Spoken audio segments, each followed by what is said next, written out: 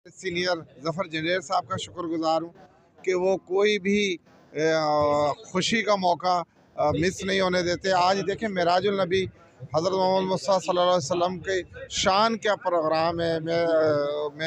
मैं इन्हें ख़ास तौर पे खराज तहसीन पेश करता हूँ।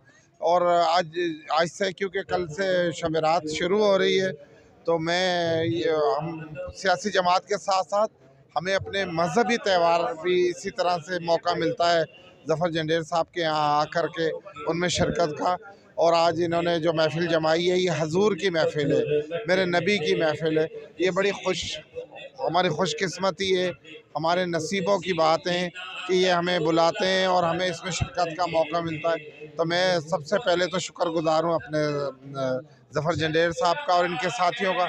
इतनी खूबसूरत महफ़िल इन्होंने जो मुनक़्क़द की है, इसमें हमें भी, हम जैसे गुनाहगारों को भी अपनी बख्शिश का मौका मिलता है। तो आज क्योंकि सियासी दिन नहीं है, यहाँ पर आज सियासी कोई महफ़िल नहीं है, तो मैं अपने प्यारे नबी हज़रत मोहम्मद मुस्तफ़ा सल्लल्लाहु अलैहि वसल्लम को खराज देखिए, मेरे लिए तो बड़ा एज़ाज़ है कि मैं अल्लाह पाक ने मुझे ये तौफ़ीक अता फ़रमाई है कि मैं हुज़ूर के शान में और ये मैं समझता हूँ मेरे लिए तो बड़ा एज़ाज़ है कि उन्होंने मुझे इस काबिल समझा।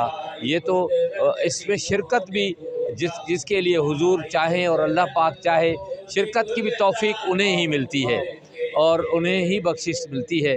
ये इतनी बड़ी रात है और इसमें आपने अभी ये बयान सुना कि 70,000 फ़रिश्ते, जहाँ फ़रिश्ते आते हैं वहाँ बरकत होती है, और ये तो हमारे लिए इतना बड़ा एज़ाज़ है। मैं पहले भी कह चुका हूँ कि मैं, अगर कोई मेरा मेहमान आता है, या बाजवा साहब अभी मेरे मेहमान हैं बाजवा साहब, और मैं वहाँ बैठा हुआ था, मेरे मेहमान उठे तो मुझे तकलीफ़ हुई कि उठ के गए, मैं उन्हें जाके मिलूं।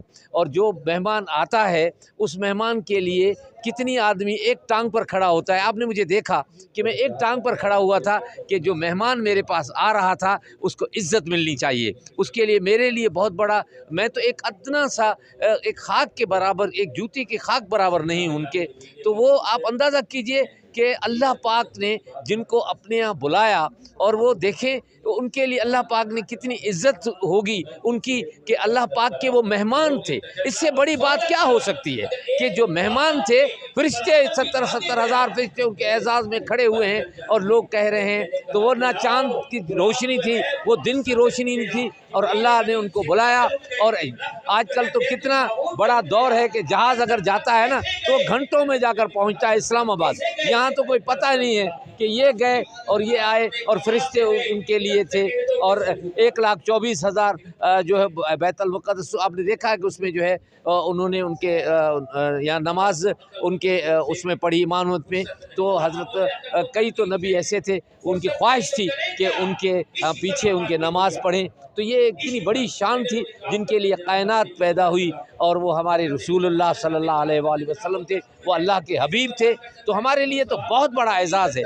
मुझे तो आप यकीन कीजिए, मैं